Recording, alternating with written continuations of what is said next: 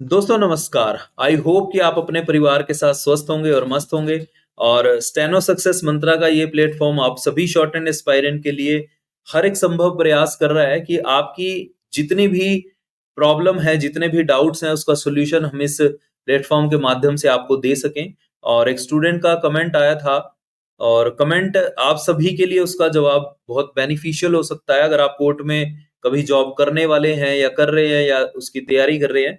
तो स्टूडेंट का कमेंट ये आया था कि जज साहब जो डिक्टेशन देते हैं, जो भी कोर्ट में, चाहे आप डिस्ट्रिक्ट कोर्ट में हो, हाई कोर्ट में हो या सुप्रीम कोर्ट किसी भी कोर्ट में हो, वहां पे जो डिक्टेशन का लेवल है वो डिफिकल्ट रहता है या इजी रहता है। सबसे पहली चीज तो ये है कि आपकी ड्यूटी कहाँ पे है। मान लीजिए डिस्ट्रिक्ट कोर्ट में जॉब करते हैं और आपकी ड्यूटी मान लीजिए कि 138 की कोर्ट में लग गई, या किसी मतलब जहाँ पे सिविल मैटर ही आ रहे हैं, या फिर किसी क्रिमिनल कोर्ट में लग गई। तो डिपेंड करेगा कि आपकी ड्यूटी कहाँ है। जहां आपकी ड्यूटी है, आपके पास वैसे ही केस आने वाले हैं, उसमें कुछ अदल बदल नहीं होता। मान लीजिए कि आप 138 की कोर्ट में है, जहां पे सारे नेगोशिएबल इंस्ट्रूमेंट्स एक्ट के केस आते हैं, जहां पे सारा दिन आपको यही रहेगा कि चेक बाउंस हो गया, किसी के अकाउंट में फंड्स इनसफिशिएंट था, किसी ने अकाउंट क्लोज करा दिया। तो इस तरह के जो भी रीजन होते हैं, तो सारा दिन आपकी जो प्रक्रिया चलेगी आपकी टाइपिंग की, चाहे आप वहां पे जिम्नी ऑर्डर करें या कोई जजमेंट करें, तो उसके इर्द गिर्द ही वो जो वर्ड्स हैं वो रहने वाले। मान लीजिए किसी क्रिमिनल कोर्ट में आपकी ड्यूटी है, और वहां पे अब क्रिमिनल केसेस किस किस तरह के होते हैं। किसी ने किसी के घर पे कोई मतलब रॉबरी कर ली, किसी के साथ कोई चीटिंग कर ली, तो जिस भी तरह के मतलब क्राइम हो सकते हैं, किसी ने ऑनलाइन कोई फ्रॉड कर लिया, मतलब जिस भी तरह के क्रिमिनल केसेस हो सकते हैं, तो किसी भी तरह का केस आ सकता है। तो मुश्किल और इजी कुछ भी नहीं है। आपको आपकी कोर्ट के रिगार्डिंग जितने भी काम है, मान लीजिए कि आपकी ट्रांसफर किसी और कोर्ट में हो जाती है, तो आपका काम भी बदल जाता है। हो सकता है कि आप जो ऑर्डर कर रहे हो, आपने उसके कुछ प्रोफार्मा तैयार किए हो, या आपको लगता हो कि इसकी जजमेंट में इस तरह से किया जाता है, इसके फैक्ट्स ऐसे लिखे जाते, जो भी आपको समझ आने लगे, तो जैसी कोर्ट होगी वैसा काम हो गया।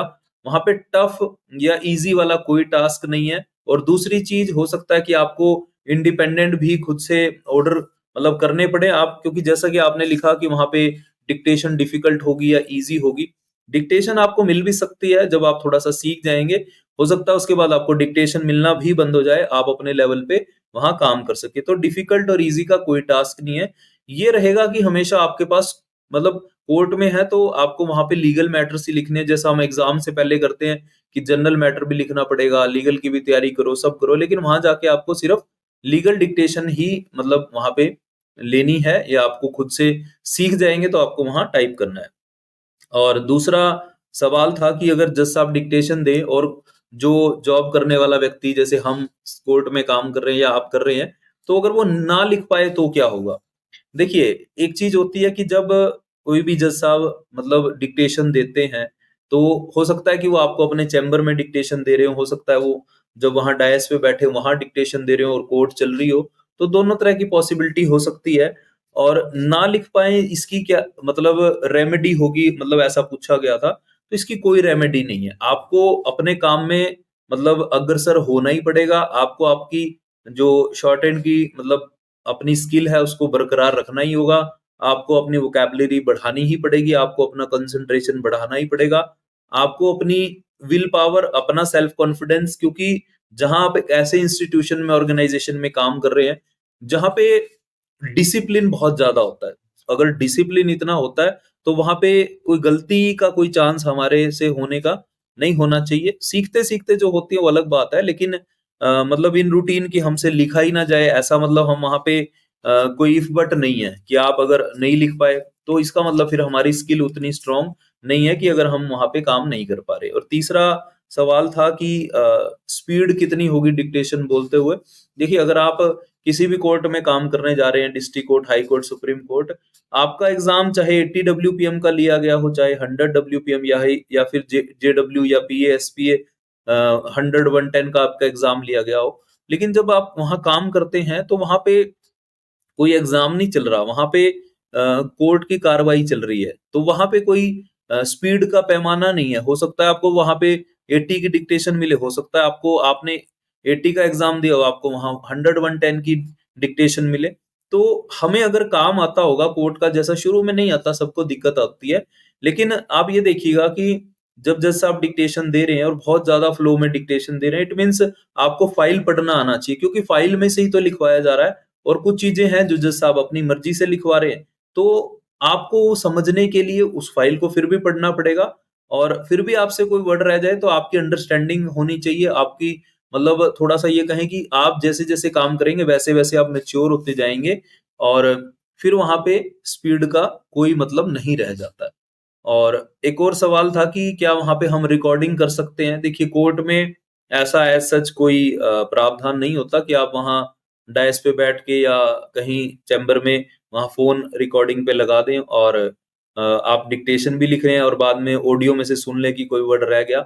और देखिए, कहीं अगर लीनिएंसी हो और कहीं अलाउ किया जा रहा हो तो that is a separate matter, but in routine ये मतलब नहीं अलाउ किया जाता है। और डिक्टेशन जो है वो कंटीन्यूअस स्पेल पे मतलब चलती रहती है, या फिर किस तरह से होता है? हाँ, डिक्टेशन तो देखिए कंटिन्यू वहाँ पे रहती है। डिक्टेशन आपको हरदम लिखनी ही पड़ती है। तो इस तरह के कुछ सवाल थे, और यहाँ पे मैं कुछ अपनी तरफ से एडिशन करना चाहूँगा, क्योंकि मैंने हाई कोर्ट, डिस्ट्रिक्ट कोर्ट सभी जगह जो भी माहौल में मैं रहा हूँ, तो एक चीज़ है कि सबसे पहली चीज़ है कि देखिए, हम किसी अगर डिपार्टमेंट में जॉब कर रहे हैं, वहाँ पे थोड़ा-सा ये कहें कि थोड़ी आपको हो सकता है लीनिएंसी मिल जाए, बट ऐसे ऑर्गनाइज़ेशन में जहाँ पे डिसिप्लिन बहुत ज़्यादा है, वहाँ पे कोई भी इफ बट नहीं होती, वहाँ पे कोई भी मतलब हम अपने काम में बिल्कुल भी मतलब कोताही नहीं बरत सकते हैं। वैसे तो कहीं भी नहीं बरत सकते किसी भी डिपार्टमेंट में, लेकिन फिर भी थोड़ा-सा मतलब थोड़ा-सा फ़र्क रहता है काम का। और ये मान लीजिए कि जैसे हम किसी ऑर्गेनाइजेशन में काम कर रहे हैं। जैसे अब आप मान लीजिए कि जो जुडिशरी का पार्ट है, जितने भी मतलब जस्टिस कहें या जजेस कहें, उनको भी उनके ऊपर भी प्रेशर है। मतलब इतनी पेंडेंसी है कोर्ट केसेस की कि उनको भी मतलब थोड़ा-सा टारगेट रहता है कि इतनी यूनिट्स पूरी करनी है, इतना काम करना ही करना है, इतनी जजमेंट लिखनी ही लिखनी है। तो स्टाफ के ऊपर भी वैसा ही थोड़ा-सा काम का प्रेशर तो रहता ही है कि हमें थोड़ा-सा अच्छे से वहाँ काम करना है। और जब हम थोड़ा-सा शुरू में डिवोशन मान लीजिए कि हमें जैसे हम 5 बजे तक वर्किंग है, तो थोड़ा-सा ज़्यादा टाइम लगता है क्योंकि हमें काम नहीं आता। और जैसे-जैसे हम मैच्योर होते चले जाते हैं, तो बहुत सारे मैं अपने बहुत सारे कलीग्स को भी मैंने देखा है, वो अपना काम 5 बजे से पहले ही कर लेते हैं, और या फिर स्पीड से करते हैं, इसलिए उनका काम जल्दी हो जाता है, तो टाइम लगता है चीज़ों को।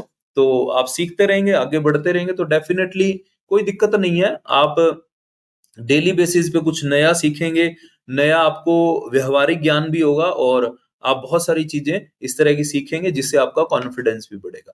तो आई होप कि आपको क्लैरिटी मिली होगी, और कोई डाउट हो तो आप कमेंट में लिखिएगा, और इससे अलग भी कुछ कोई चीज़ आपके माइंड में है तो आप ज़रूर डिस्कस करिएगा कमेंट बॉक्स में। So wish you all the best. Thank you so much.